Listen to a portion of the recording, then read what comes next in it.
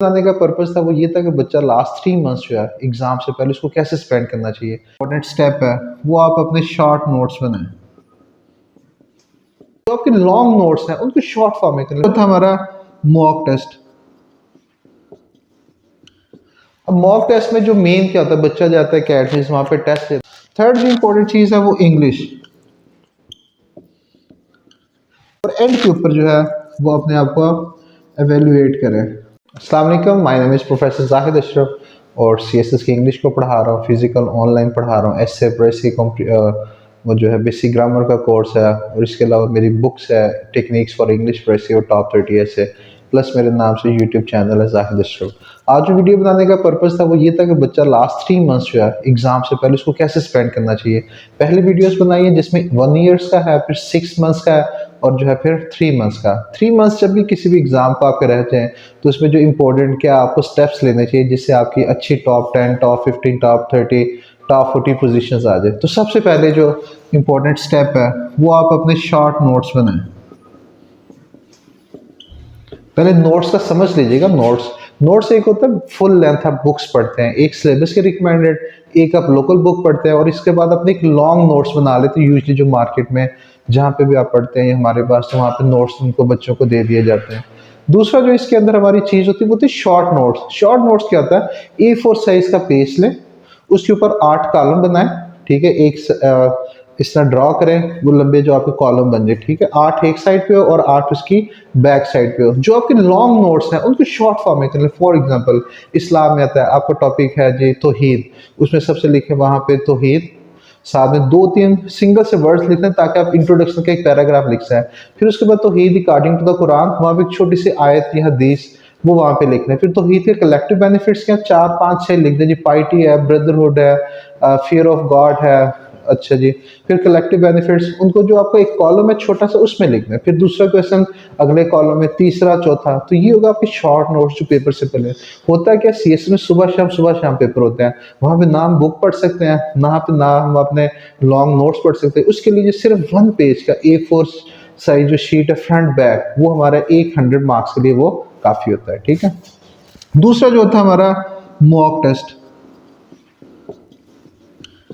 अब mock test में जो मेन क्या होता है, बच्चा जाता है कैटरीज वहाँ पे टेस्ट देता है, वो 100 में से 50 देते थे, 80 दे देते हैं, एवेल्यूएशन नहीं करते। तो सबसे पहले इंश्योर करें कि अपने जो मॉक टेस्ट है सब्जेक्ट स्पेशलिस्ट को दे, सीएसपी को भी ना दे।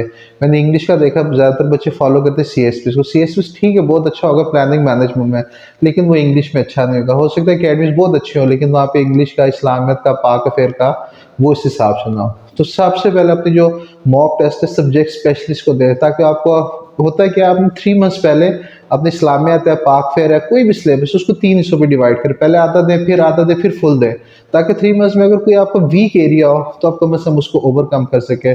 जहाँ पे अच्छी इसकी वैल्यूएशन हो 101 अपनी करवाएं, जहाँ पे 101 नहीं होती वहाँ पे बेसिकली ज़्यादातर 2 नंबर ही होता है। और आप खुद देख लें कि हज़ारों लाखों की तादाद के अंदर जो है बच्चे वो फेयर हो रहे हैं, लेकिन पास सिर्फ 2% होता है। इसका मतलब वैल्यूएशन का मेन रोल है, कोई चेक नहीं करता। जब वो पेपर चेकर करता है तो वहाँ पे सिर्फ हमारे 2%, 100 में से 2 बच्चे पास हो रहे होते हैं। थर्ड जो इंपॉर्टेंट चीज़ है वो इंग्लिश। इंग्लिश का लॉन्ग टर्म प्लान भी बताया था 1 ईयर्स का। जो 1 ईयर्स में करता है वो कभी फेल नहीं होता। अब अगर यहाँ तक बच्चा जो है पूरे साल में 9 मंथ्स में या 6 मंथ्स में उसने 4-5 महीने इंग्लिश पढ़ लिया है, 1 महीने में 4 लॉन्ग ऐसा लिख रहा है, 2 महीने में फिर 4 लॉन्ग ऐसे, तीसरे में फिर 4, अभी तक अगर उसके 20 हो गया तो लास्ट जो 2 मंथ्स है, लास्ट 2 मंथ्स, जो थर्ड लास्ट मंथ है उसमें वो क्या करे, सीएसएस के पास पेपर में से अगर उसने सारे एंगल कर लिए हैं, 25 से 30 एंगल जो मेरी बुक में दिए है टॉप 30 से, अगर उसने वो कर लिया है, फिर क्या करे, सीएसएस पास पेपर 2007 से लेकर 2023 तक उसके जितने भी डिफरेंट एंगल उनकी टीचर का आउटलाइन, इंट्रोडक्शन और कंक्लूजन चेक रहा है। थर्ड मंथ जो सेकंड लास्ट मंथ है उसमें फुल लेंथ पेपर लिखे हैं, एक मंडे को लिखे, एक थर्सडे को, एक मंडे को, एक थर्सडे।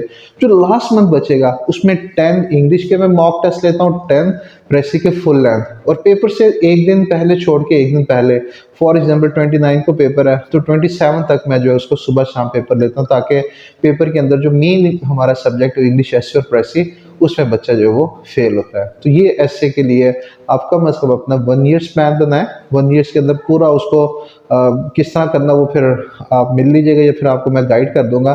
फिर 6 मंथ और लास्ट 3 मंथ्स के अंदर कम से कम आप 10-15 और मजीद ऐसे लिख लें। इसमें ये होता है जब आप 30-40 कर लेते फिर आप फेल नहीं होते।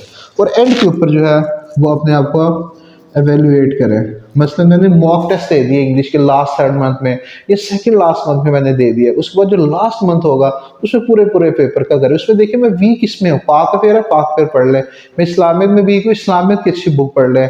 कोई इसके ऑनलाइन जो लेक्चर है वो ले लें, बजाय लोकल नोट्स लेने के। नोट्स खुद अच्छे हैं, नोट्स मेकिंग खुद किया करें। सिलेबस की अच्छी बुक, एक लोकल बुक और प्लस यूट्यूब से टी डायग्राम और बाकी इस तरह की टेक्निक्स वगैरह अच्छे जो राइटर है बुक्स वो उसके अंदर ऐड करें। फिर अपनी प्रेजेंटेशन अच्छी करें, प्रेजेंटेशन के अंदर ब्लू ब्लैक का कम्बिनेशन यूज़ करें। जिस तरह मेरी आउटलाइन बच्चे से मैं बनवाता हूँ वो ब्लू ब्लैक का कम्बिनेशन होता है। सारे बच्चे जो फेयर हो रहे थे और जो मेरे बच्चे वो स्पेशली उनकी जो प्रेजेंटेशन है वो बिल्कुल टोटली जो है वो डिफरेंट होती है। तो वैल्यूएट के अंदर आपने देखे मेरा कौन सा वीक है, पाक फेयर है, इस्लामियत है, इंग्लिश है, उसके ऊपर जो लास्ट मंथ है आप उसको जो है उसके ऊपर ज़्यादा टाइम फोकस करें ताकि आपको पता चले। होता क्या है बच्चा जी एंड पे मैं दे रहा हूँ मॉक टेस्ट देने के 30 नंबर आ गए, अब क्या करूँ, आगे पेपर है, आफ्टर मंथ टाइम ही नहीं है। तो लास्ट 3rd मंथ से स्टार्ट करें, फिर 2nd मंथ में है, फिर लास्ट मंथ में। तो आप जब ये टेस्ट दे लगे, ये उन बच्चों की स्ट्रैटेजी बता रहा हूँ जो फर्स्ट लेते हैं, सेकंड लेते हैं, थर्ड लेते हैं, 10 लेते हैं। यासिन नज़ीर सेकंड पोजीशन ली है। इसके अलावा और बच्चे जो पुलिस डीएमजी ग्रुप के हैं तो वो बेसिकली ये स्ट्रैटेजी फॉलो करते हैं। ओ तो आज ये था बेसिकली। ओके जी, थैंक यू, अल्लाह हाफ़िज़।